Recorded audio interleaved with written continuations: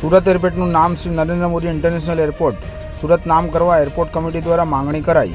સુરત એરપોર્ટનું નામ બદલીને Shri Narendra Modi international airport Surat કરવા સુરત એરપોર્ટ એક્શન કમિટી દ્વારા માંગણી કરાઈ છે।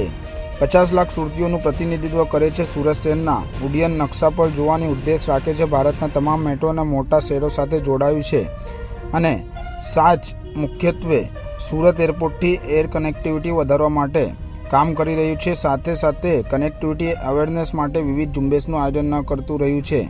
સુરત એરપોર્ટ પર એર ટ્રાફિકની અવરજવર વધવાથી તમારી સરકાર સુરત એરપોર્ટને 24 કલાક કાર્યરત એરપોર્ટ બનાવવાનો વિચાર કરી રહી છે। તેમજ ધ પેસેન્જર ટર્મિનલ બિલ્ડિંગનું વિસ્તરણ પ્રક્રિયામાં છે। આ તમામ ઇન્ફ્રાસ્ટ્રક્ચર તમારા પીએમ તરીકેના શાસન દરમિયાન જ વિકસિત થયું છે। હજુ પણ ઘણા અસંખ્ય સીમાચિહ્નો છે જે ફક્ત તમારા નેતૃત્વમાં જ પ્રાપ્ત થયા છે।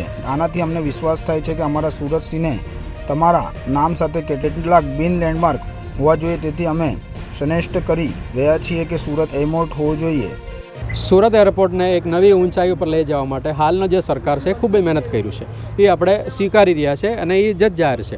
એટલા માટે સુરત એરપોર્ટને અત્યારે હવે નવું ઇન્ટરનેશનલ ટર્મિનલ આપણને મળ્યું છે, એક ઇન્ટરનેશનલ કક્ષાનું, અને સાથે સાથે આપણે ટેક્સી વે હોય, એપ્રોન હોય અથવા જે રનવે છે, આ બધી વસ્તુઓનો જે વિકાસ છે એ 2014 પછી થયું છે એવું આપણે માનવામાં આવે છે। અને આ 2014 પહેલાંનું જે એરપોર્ટ એ સ્લીપિંગ મોડમાં થઈ ગયેલું, કારણ કે એક બફેલો હિટના કારણે આપણે જે કંઈ વિકાસ હતો એ ઝીરો થઈ ગયેલું હતું। ત્યાર પછી ફરી ધમધમતો કરવા માટે જે સરકાર અત્યારે જે નીતિ જે અપનાવી છે એના હિસાબે અત્યારે આપણે આ ઇન્ટરનેશનલ ટર્મિનલ હોય અને અન્ય જો આ ફેસિલિટીઓ સુરત એરપોર્ટ પર મળી છે, અને સાથે સાથે હીરાબુર્જ ને હીરા હબ જે આપણે સુરતમાં બની રહ્યા છે, તો વધુમાં વધુ લોકો ફોરેન કન્ટ્રીમાંથી સુરત આવવાની જરૂરિયાત છે, સંભાવના છે। તો આ બધું ધ્યાનમાં રાખીને એને એક સુરતને પણ એક એટ્રેક્ટિવ નામ આપણે એરપોર્ટનું હોવું જરૂરી છે। એટલે આ જો નામ આપવાની વાત આવે ત્યારે આ એરપોર્ટની પાછળ જે મહેનત કરનાર, જે પોલિસી નક્કી કરનાર, જે મુખ્ય જે માણસ છે એમનું પણ નામ રાખવાથી આ સુરત એરપોર્ટને હજુ પણ વિકાસ થશે એવું અમે માનવામાં આવે છે।